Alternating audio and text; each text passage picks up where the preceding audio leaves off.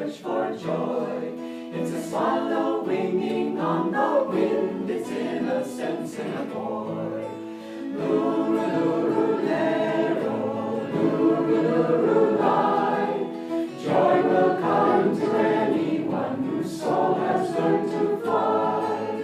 Loo-loo-loo-lero, loo-loo-loo-lie.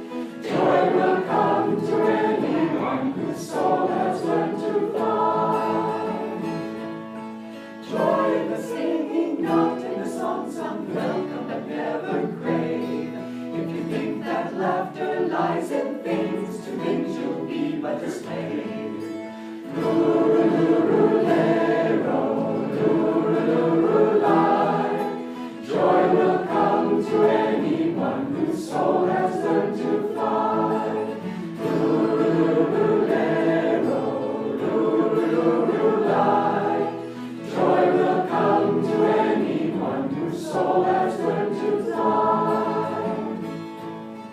Joy in the giving, not in the gaining, grasp and you'll never sing. You can win the world and still be poor, win peace and live like a king. Loo-loo-loo-lero, loo-loo-loo-lie. Joy will come to anyone whose soul has learned to fly. Loo-loo-loo-lero, loo-loo-loo-lie. Joy will come to anyone whose soul has learned to fly. Sing when the sun shines, sing when the rain falls, sing when your road seems strange. In a tempest seize the lightning flash and ride the winds of change. Loo-loo-loo-lero, loo-loo-loo-lie. Joy will come to anyone whose soul has learned to fly. Loo-loo-loo-lero, loo-loo-loo-lie. Joy will come to anyone whose soul has learned to fly. Loo-loo-loo-lero, loo-loo-loo-lie. Joy will come to anyone whose soul has learned to fly.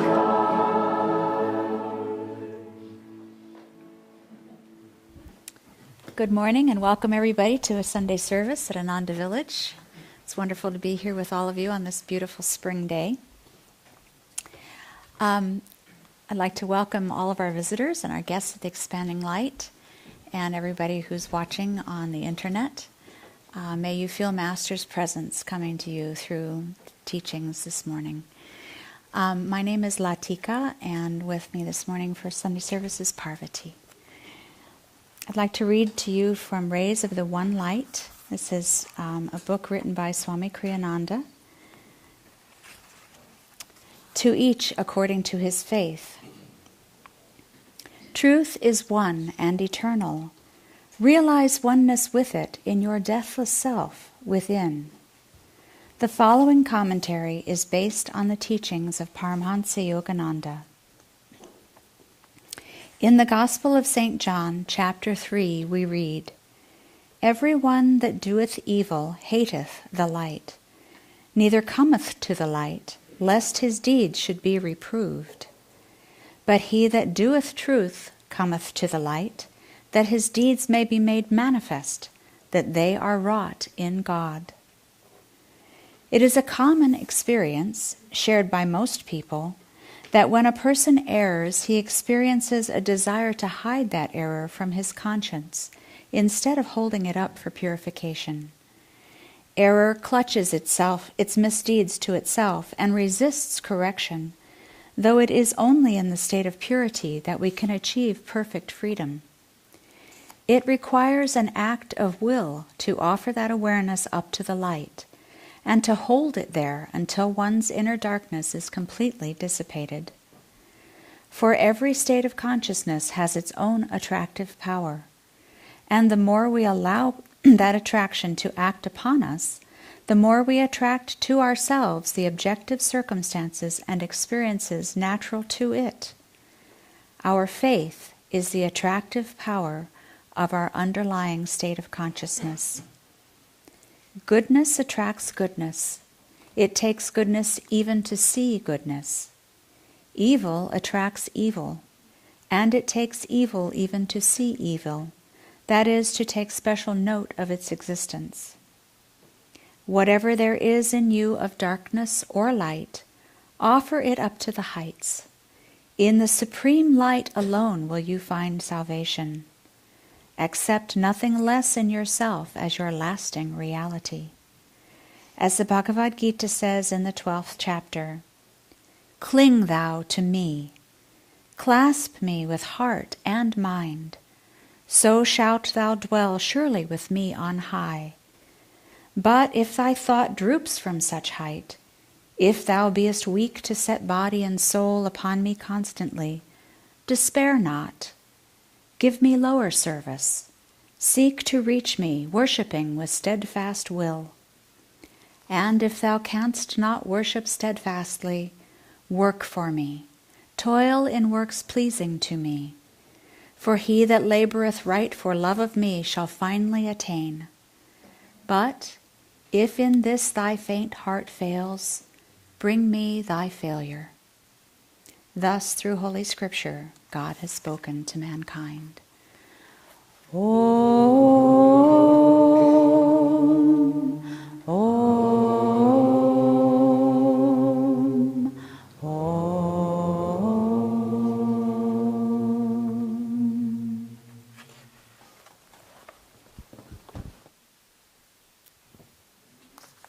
Thank you, and I'd also like to welcome you all. It's wonderful to have you here at this Sunday service. I'd like to begin by reading from Whispers from Eternity, Yogananda's book of answered prayers. I want to hear thy song in the silence of my soul. Thy gentle voice saying, "Come home," I often heard, but through many lives it was drowned in the tumult of my wild cravings. I have forsaken the jostling crowds of desire. In the solitude of my mind, my devotion bursts to hear thy voice. Take away every dream memory of earthly sounds that yet lurks in my mind. I want to hear thy still voice, ever singing in the silence of my soul. So the topic this morning is beautiful and timely and always relevant to us. Swami Kriyananda said that Yogananda's comment on that passage of the Gita, "O cling thou to me," was that he said this is what makes the Gita, the Bhagavad Gita, so sweet and supportive and compassionate of all truth seekers, because it addresses every single level of how we could possibly relate to God. And in the end, Krishna says, and if you can't do any of that, bring me your failure. In other words, God is always there for us, supporting us. I had a very interesting experience a number of years ago when I first went to India.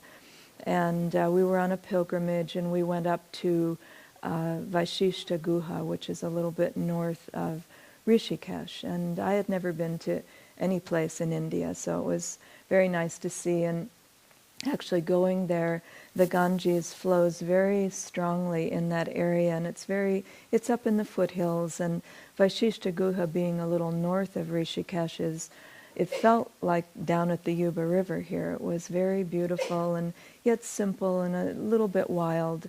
The rest of India is totally populated with people. There's people everywhere. But there it was a little bit out.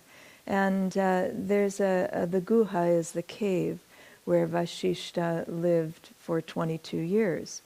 And so and there's just a little awning there, and we chanted outside of that. We were not a big group, we were only about 22 people, and then we divided ourselves up and said, little by little, each group will go in. And the caves, every spiritual place in India, which is very special, is usually small. And so there was room for maybe, 6 to 8 people, or maybe a few more. And completely dark. I mean, when you went in, you were kind of feeling your way around. And so I took a little stool I had to sit on, and I took it in there and sat. And once I sat down, that was it. I couldn't move. And it was a very interesting experience because I didn't practice Kriya, I didn't practice any techniques, I just was frozen. And not frozen in a bad way, but just still. There was such a power there, and what it said about that particular cave is that it goes way back into the mountain there, and that as you go back, there are still rishis living there in deep meditation. Nobody's seen them, nobody knows this for sure, maybe they're invisible, I don't know, but there was a tremendous power there. And I sat there and I was luckily off to one side as people came and went and came and went, and I just thought, I can't leave. It's just too much. And I was there for about an hour and a half. And during that time, I thought, what is it about being here that's so special?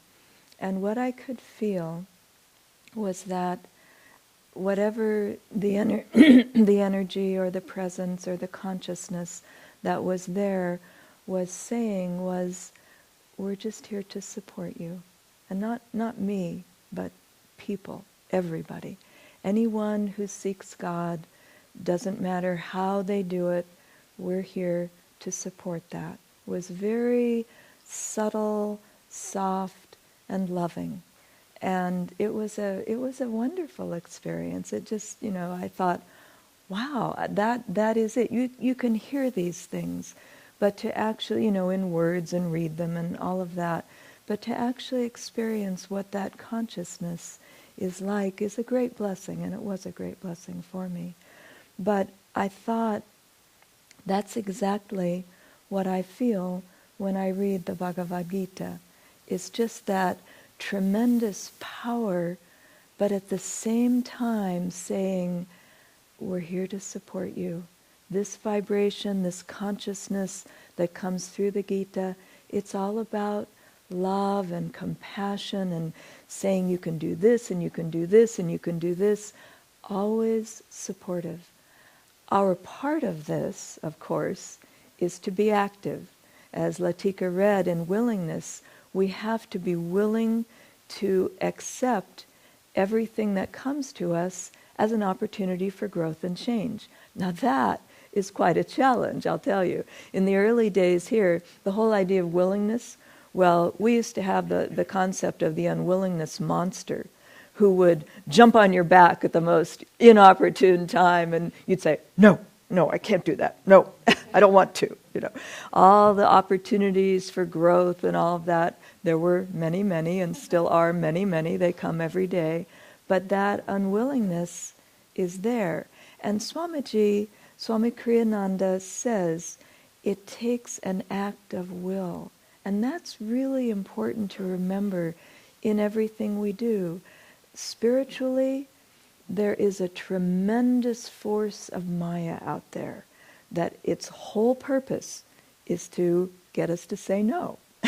It's to keep us bound in that delusion and that flow of energy that goes away from the divine.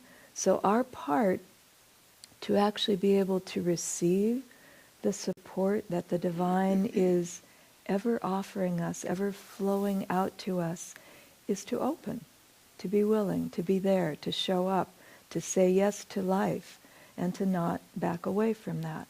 The other thing in this reading that I thought was really interesting was that little sentence that says, because Kriyananda has defined faith as belief that is proved, where you live your beliefs and it's proved. And here he says, our faith is the attractive power of our underlying state of consciousness. And I thought, it's really important for all of us that we tune into, right now, what is our underlying state of consciousness?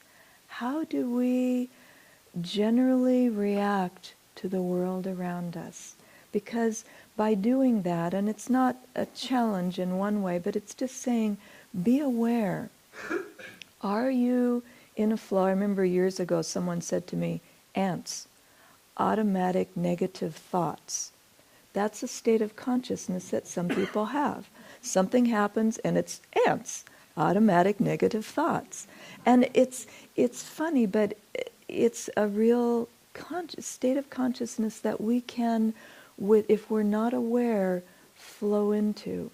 And that's, again, the job of Maya, of delusion, is to pull us in these various directions that keep us from going toward the light. So an automatic, or not automatic, but our underlying state of consciousness and the attractive power of that determines what our faith is. Is our faith in God, or is our faith in materialism? When I was growing up, my whole family, it was all about materialism, not in a negative way, just normal. That's what life is. Life is here, and chairs are chairs, and people are people, and opportunities to make money are always needed, and you've got to support yourself. It was very mundane, and there was never the thought of the superconscious element there.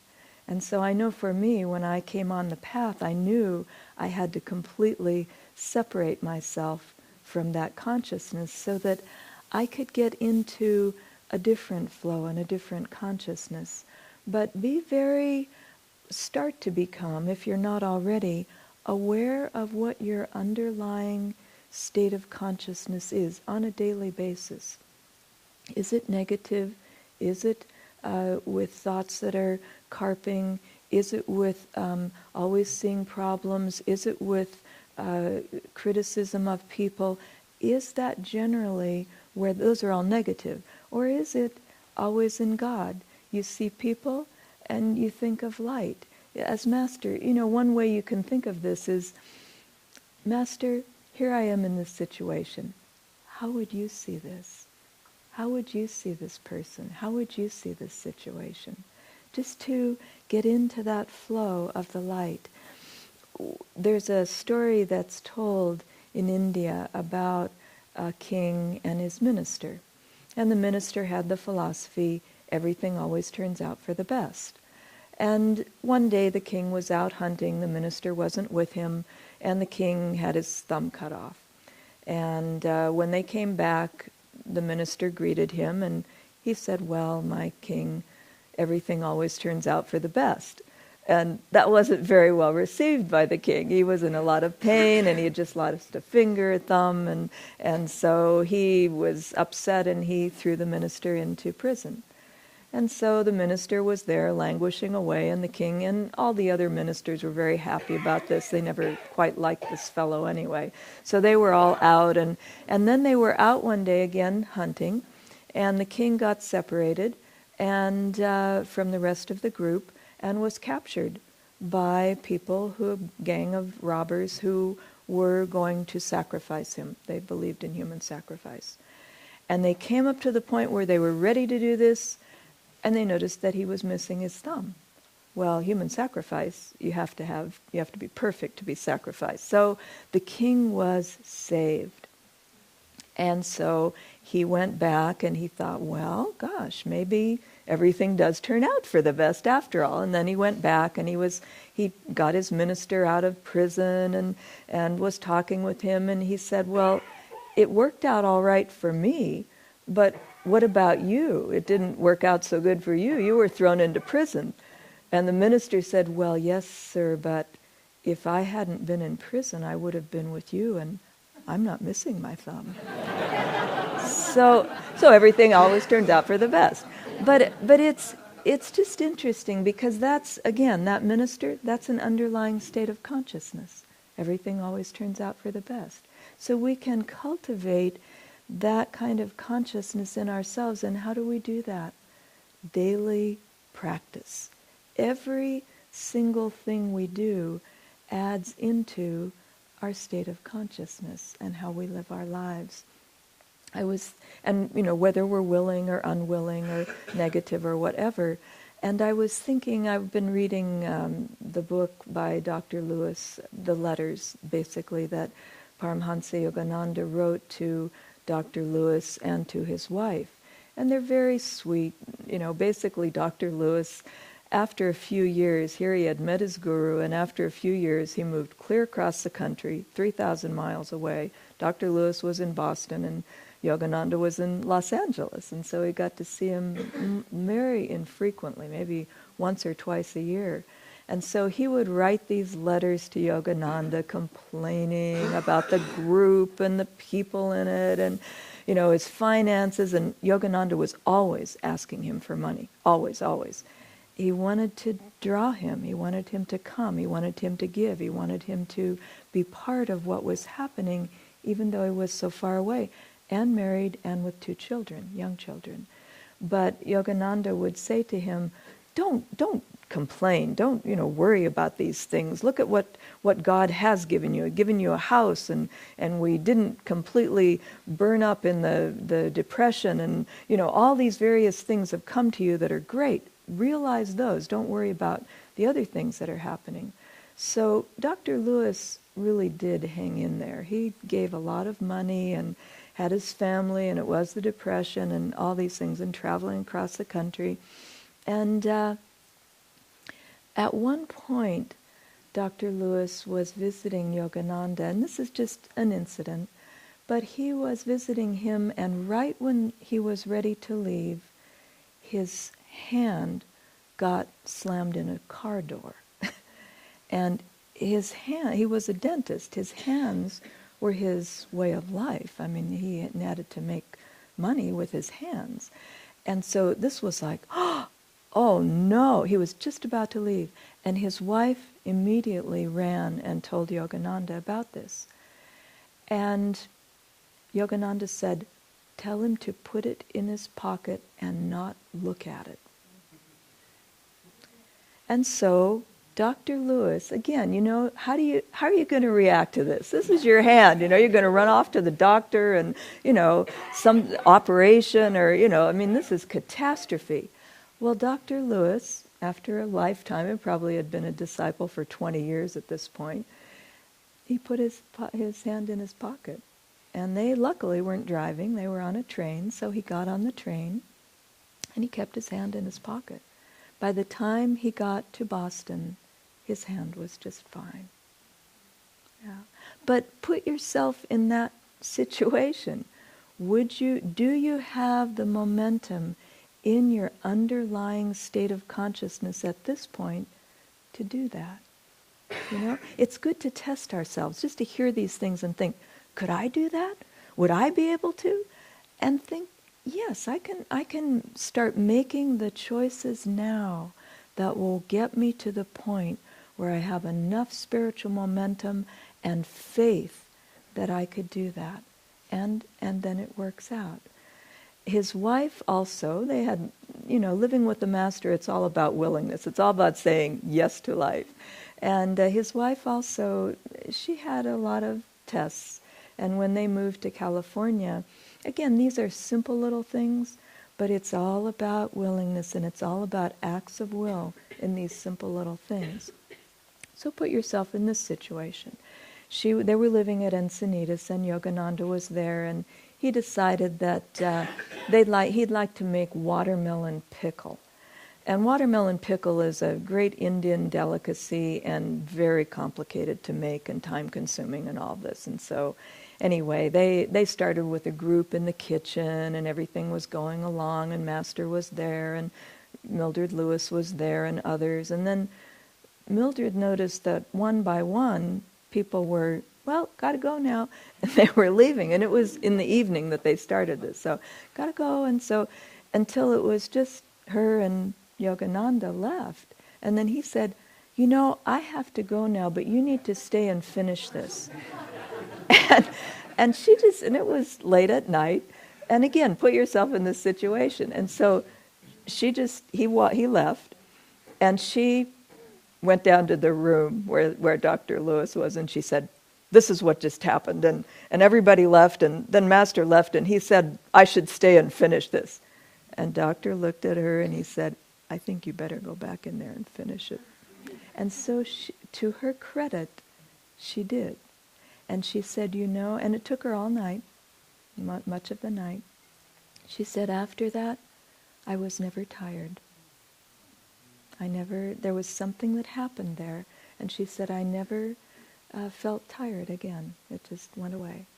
So it's really interesting that we come to these places where it's the little things and the little acts of will that start to build that underlying state of consciousness, which is us.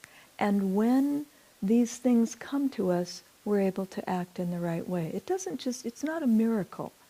It's because we engage and we say yes, yes again, yes again. When we lived in Italy, we had to learn Italian. Ha ha!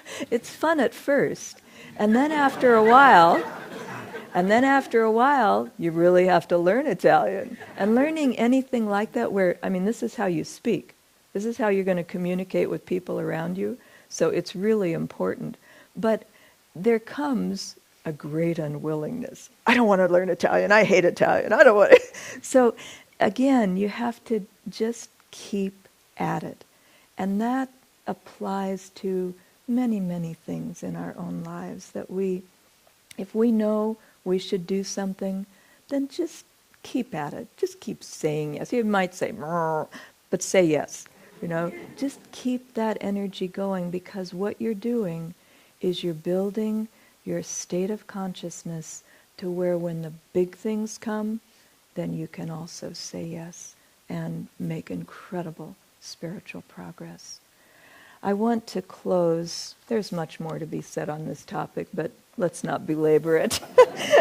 I want to close by, and we actually, Pranaba and I have had many adventures out with our various communities and centers, and the other part of this, just to say a little bit, is that we really have to also be aware of choosing the right influences.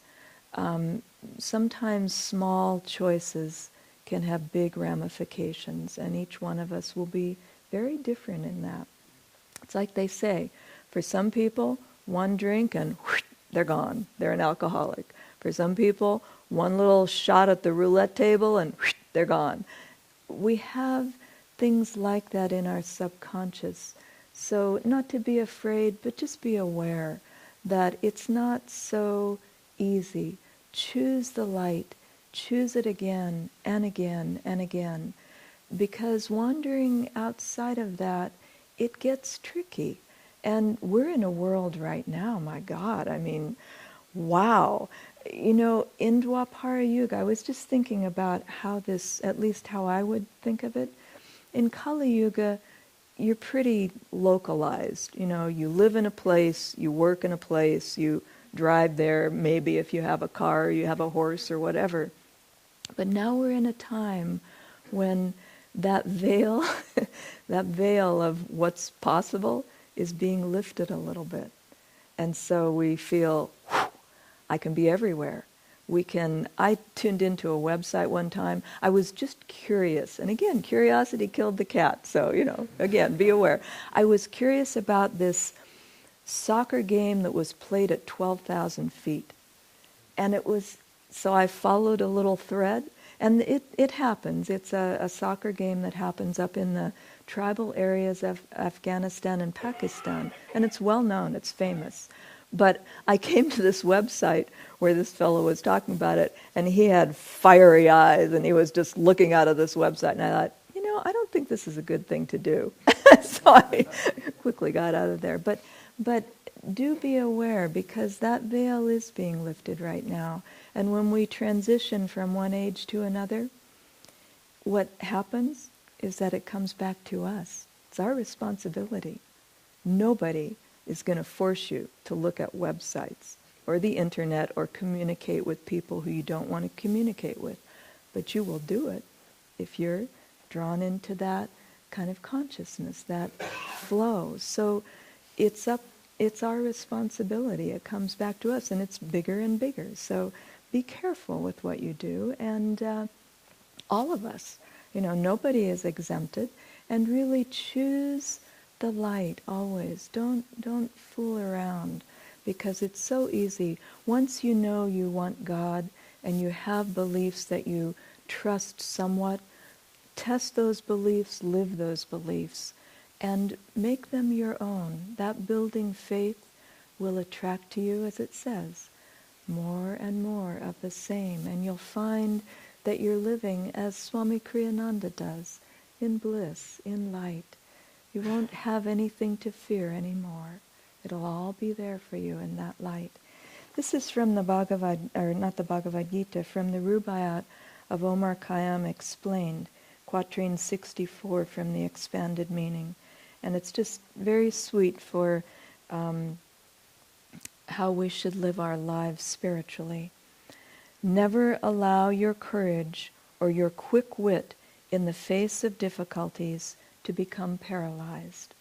When unexpected problems overwhelm you with avalanchine force, hie to the divine safety within. Hold aloft the banner of devotion and inner peace, and keep on struggling determinedly until you win through to victory. Never lose touch with your intuitive faith in God. Cast about constantly for the slenderest ray of light that might show you the way out of your predicament. God will never let you down if you firmly hold his hand.